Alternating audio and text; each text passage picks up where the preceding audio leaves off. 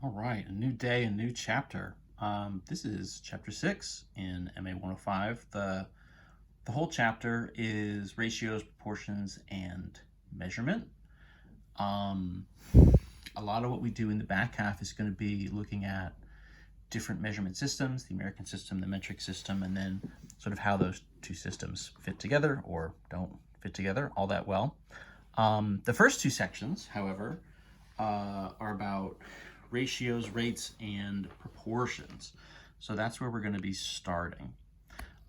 So this is section 6.1. This is about ratios and rates. So what the heck is a ratio? I don't remember exactly what the book definition is, but the way I think of a ratio is it's really just a comparison of two number values. And so the way you see this written is a couple different ways. So you'll see it written as, so sometimes you'll see it written kind of almost as a sentence, sort of A to B, and that's how it's said usually. Sometimes you'll see it written with a colon, right, or two dots, so A to B like that. Or you can actually sort of take either of those two forms and you can actually sort of write them as a fraction. The fraction version is, I guess, as many things are, sort of both good and bad. The sort of helpful thing about the fraction is if you write our ratios as a fraction, it can actually help you simplify them and sort of reduce them to lowest terms, which for the most part is going to mean sort of shrinking the numbers down or kind of rewriting the numbers and maybe getting them into a little bit more of an easier form to interpret. The bad news, which I would say is less, not so bad, is this is not technically a fraction, right? So this is not a fraction in the sense of you have, for instance, if your ratio is a 2 to 3 ratio, it doesn't mean the same thing as 2/3, right? Where you have, 3 pieces makes the whole and you have 2 of those 3 pieces. So it's not going to behave like a fraction in that sense. This is literally just sort of an A-B comparison. Here is sort of, number A, here is number B, and you're just sort of comparing the two of them together. So let's start with simplifying a ratio. So let's take, for example, so write the ratio 24 to 32 in its simplest form.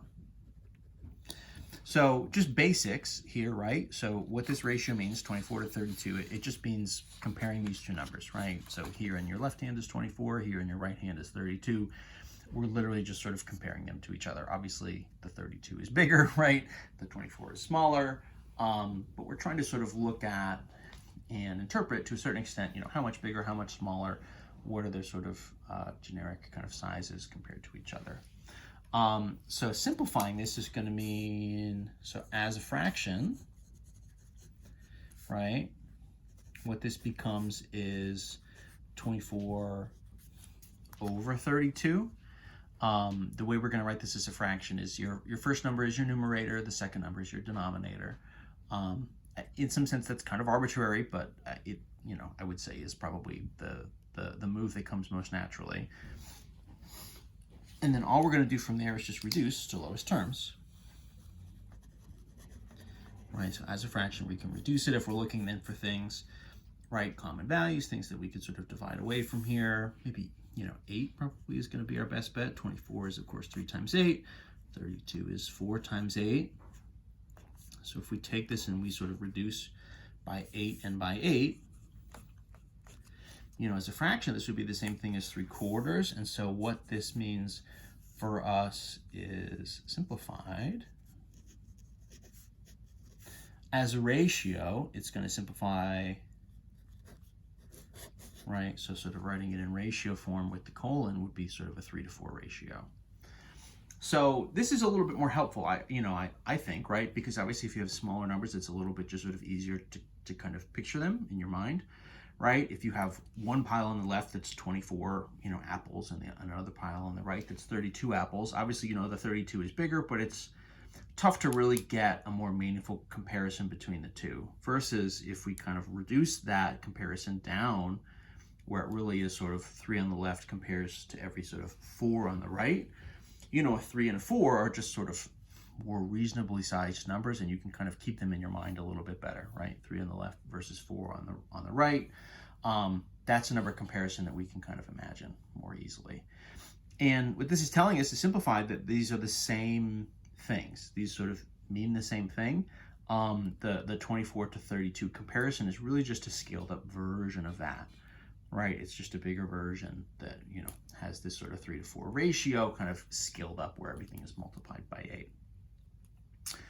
And that's the move, just kind of fractionize it and then reduce to lowest terms. Another version of this, right? So if we obviously are just starting with whole numbers, it's a matter of just fractionizing and reducing. Another version of this is, well, what if we don't necessarily just like start with whole numbers? What if instead we're starting with, like, in this case, some mixed numbers and some like fraction values? So what if I have a 7.5 to 5/6 ratio? So what's going to happen there? What I'd like to do is simplify this, right? I'd like to get a simpler form. And what that really means for us, right, my kind of goal here is to have a whole number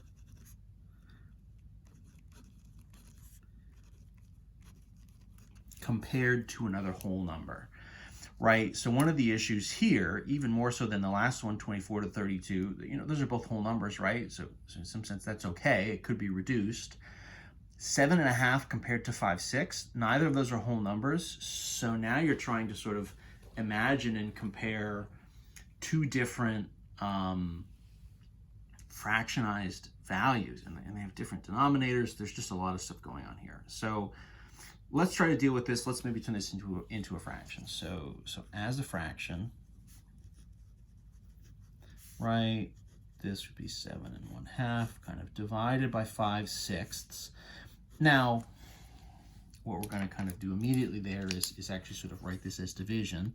In some sense, maybe you want to even jump over the fraction version. Here you can almost sort of turn your sort of ratio notation into a division notation, right?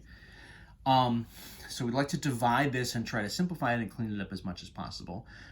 Mixed numbers versus fractions, we just need everything rewritten, right? So 7.5, I need to rewrite this as an improper. This would be 7 times 2 is 14 plus 1 is 15/2. Divide by my second value, divide by 5/6. So then that becomes for us, right, division is this sort of keep, change, flip maneuver, right? So 15/2 times, if I flip this, 6/5, something kind of like that. Right, so then reducing it now, you're looking to say, okay, so 15 would be 3 times 5, 6 would be 2 times 3, 2 and the 5 here are primes, of course, right? So those aren't going to reduce. And I can cancel 2 for 2 and 5 for 5. So now this is like what? 3/1 times, oh gosh, 3/1. So this becomes for us a fraction, 9/1. And then as a ratio, rewritten, this becomes a 9-to-1 ratio. So that's a really interesting result, I guess, if you're a math nerd, because we took, 7.5 compared to 5/6. Those are both relatively, pretty awkward numbers. 7.5 is not the worst, they're by themselves, they're not the worst things that ever happened. But, if I tell you this is just sort of a rewritten version of a 9-to-1 ratio, right? 9 apples in one hand versus 1 orange in the other, right? 9-to-1 is so much easier to visualize. It's so much easier to work with rather than this, sort of mixed number fractionized things we're starting with, right? So just very, very clearly a much sort of better nicer, easier to work with sort of version of this ratio. So simplifying here for us, not just a matter of actually reducing to lowest terms like we did in the first example, but it can even help us just get nicer versions of these numbers and sort of get us a better understanding that way. So any kind of fractions, mixed numbers, things like that, this is going to be your move. We can also take, decimal kind of stuff, same idea, right?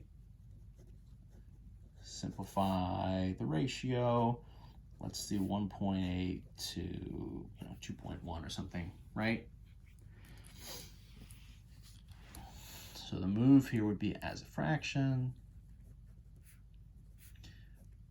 1.8 over 2.1.